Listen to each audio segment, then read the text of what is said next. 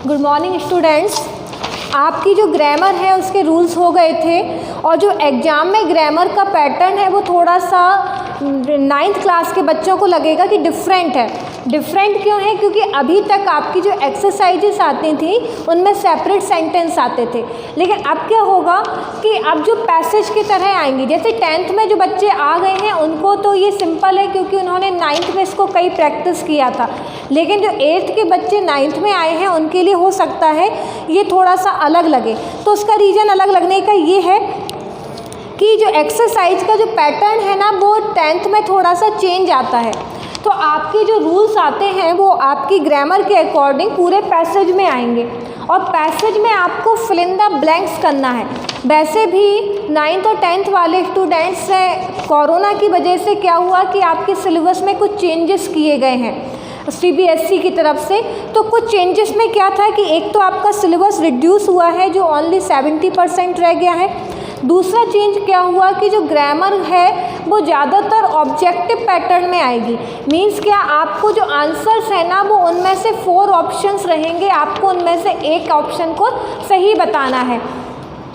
तो अभी जो आपका एग्ज़ाम होगा ऑनलाइन तो उसमें भी आप देखेंगे जो ग्रामर का जो पैसेज है वो उस तरीके से आएगा और आपके 4 ऑप्शंस होंगे उसमें और उन ऑप्शंस में आपको सही ऑप्शन पर टिक करना है। तो अब इसको सॉल्व कैसे करते हैं, इसके लिए एक्चुअली क्या होता है कि जब हम किसी एक्सरसाइज को सॉल्व करते हैं और सेंटेंस हमारे सेपरेट होते हैं तो उनको हम अलग तरीके से सॉल्व करते हैं, लेकिन जब एक एक्सरसाइज हमारी पूरी पैसेज में आती है तो हम उसको ऑल ओवर पैसेज को लेकर सॉल्व करते हैं। क्योंकि कई बार क्या होता है कि पैसेज में जो होता है वो सेकंड सेंटेंस वो फर्स्ट सेंटेंस से पर बेस होता है। जैसे कि फर्स्ट सेंटेंस जो है स्टोरी का सेकंड सेंटेंस उस पर बेस होगा। और जब अगर आप एक्सरसाइज उस तरीके से करते थे 8th क्लास में, उसमें क्या होते थे आपके सेंटेंसेस सेपरेट हुआ करते थे, तो सेपरेट में आप फिर अलग तरीके से करेंगे। तो इस एक्सरसाइज को करने का सबसे पहला तरीका क्या होता है कि आप पहले पूरे पैसेज को पढ़ें। पैसेज को पढ़ने के बाद उसका मीन निकालें, क्योंकि इसमें जो भी ऑप्शन दिए गए हैं फिर उनको हमें फिल करना है। जैसे कि इसमें दिया गया ए के बाद ब्लैंक है, तो आप देखेंगे यहाँ पर ए दिया गया है और यहाँ पर आपके सामने 4 ऑप्शन है, was, were, had and am.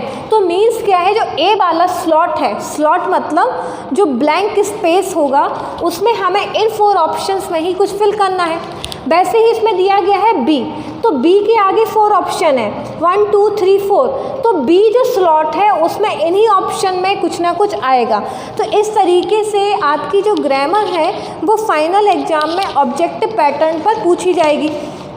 तो सबसे पहले तरीका क्या होता है कि अगर हमारे जो ग्रामर की एक्सरसाइज है वो पैसेज फॉर्म में आती है तो सबसे पहले हम पैसेज को पढ़ते हैं और उसका मीन निकालने की कोशिश करते हैं। क्योंकि ग्रामर को सॉल्व करने का सबसे सिंपल तरीका है कि सेंस बेस पर आपको सेंस निकालना है सेंटेंसेस का। अगर आप सेंस निकालने लगते हैं तो ग्रामर क्लियर होती है, क्योंकि कई सारे रूल्स ऐसे होते हैं, आपको बताए भी हैं पहले, कि जो सेंस के अकॉर्डिंग चेंज हो जाते हैं।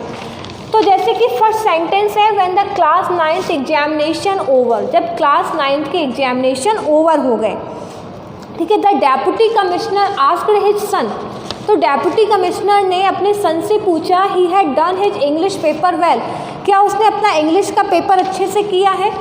The boy told him that it is easy and that for one question had written that father was washerman, तो लड़के ने कहा पेपर तो इजी था लेकिन बस एक क्वेश्चन के आंसर में उसने क्या लिख दिया कि उसके फादर एक वॉशरमैन है, धोबी है।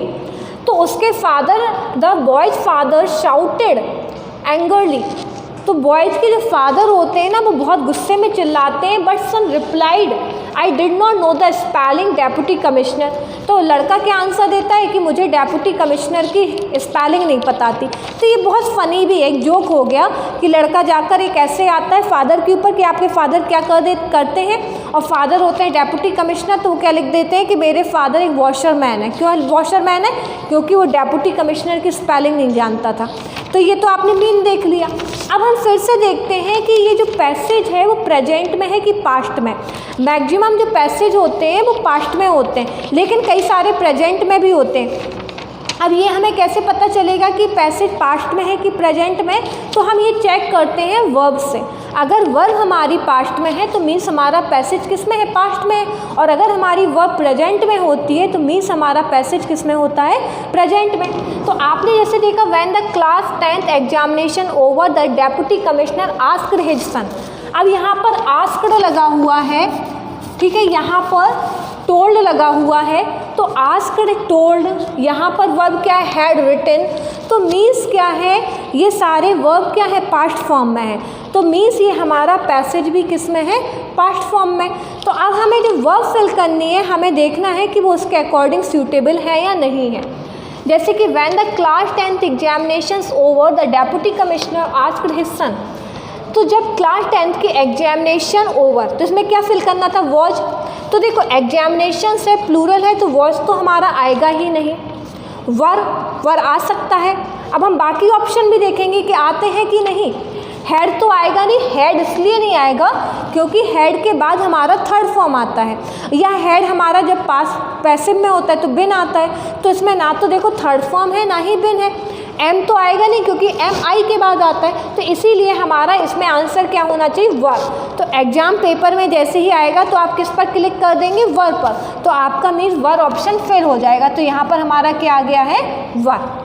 ठीक, अब देखो सेंस भी सही आ रहा है, when the class 10th examinations were over the deputy commissioner asked his son. Deputy commissioner ने अपने बेटे से पूछा, he had done his English paper well. अब बी में हमें क्या क्या फिल करना है, बी में हमारे पास 4 ऑप्शन क्या, if, that, the and as. ठीक, अब हमें देखना है कि यहाँ पर हमारा वर्ब क्या लिखा है, आस्क्ड।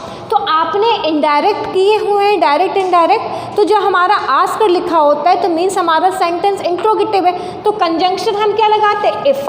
दैट तो लगाते नहीं, दैट तो हम सिंपल में लगाते हैं, दा नहीं लगाएंगे, एज भी नहीं लगाएंगे, तो यहाँ पर हमारा कंजंक्शन क्या आ जाएगा, इफ़। तो इसका कौन सा आंसर सही है, हमारा फर्स्ट। अब हमारा आता है the boy told him that it easy and that for one question. तो लड़के ने कहा दैट, देखो आपने देखा यहाँ पर टोल्ड लगा है तो कंजंक्शन अपने आप दैट लगा है।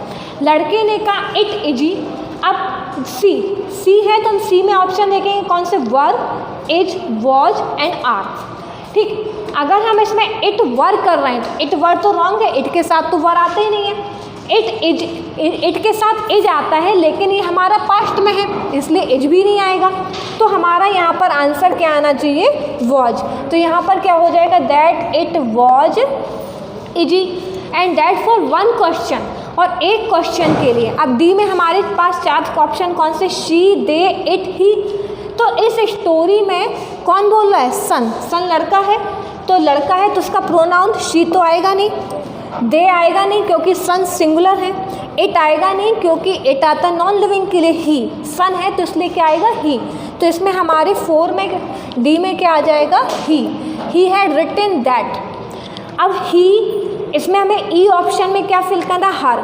ही के साथ पॉजेसिव हर तो आएगा नहीं, ही, दैट, हर्स भी नहीं आएगा क्योंकि ही हमारा सब्जेक्ट है, ही, हिज।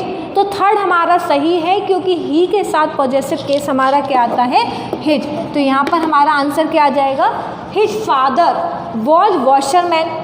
तो हिज फादर वॉज एफ में हमें क्या क्या फिल करना, एन वॉशरमैन तो होगा नहीं क्योंकि डब्ल्यू के पहले एन आता नहीं, आ वॉशरमैन हो जाएगा। तो यहाँ पर क्या करेक्ट आंसर होगा, आ। The boy father shouted angrily, लड़के के फादर चिल्लाए बट। अब जी में हमें क्या फिल करना, दा, तो द सन ही होगा क्योंकि सन की बात पहले ही कर चुके, आ सन तो होगा नहीं, एंड सन भी नहीं होगा, हर सन नहीं होगा। तो फिर यहाँ पर हमारा आंसर क्या आ जाएगा, the son replied, I did not know the spelling deputy commissioner. तो स्पेलिंग अगर एच में ऑप्शन देखें तो 4 है, 1 2 3 4, 1 में क्या है 2, स्पेलिंग 2 तो आएगा नहीं, स्पेलिंग ऑन भी नहीं आएगा, स्पेलिंग ऑफ आएगा, डेप्यूटी कमिश्नर की स्पेलिंग। तो इस तरीके से आपका एग्ज़ाम में पेपर आएगा और आपको इस तरीके से ऑप्शंस पर टिक करके उसको सॉल्व करना है।